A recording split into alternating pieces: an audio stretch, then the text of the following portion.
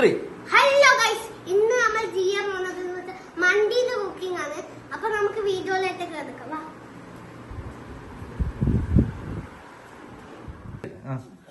ഇത് നമ്മൾ മെയിൻ കുക്കറാണ്. പിന്നെ നമ്മൾ കുക്കറിൽ ചിക്കൻ ആയിക്കൊണ്ടിരിക്കുക ഗൈസ്. അപ്പൊ കുറച്ച് സമയം നമുക്കൊന്ന് ഇത് വെയിറ്റ് ചെയ്യാം. 2 വിസിൽ ഇനിയും അടിക്കണം. അതുവരെ നമുക്കൊന്ന് വെയിറ്റ് ചെയ്യാം.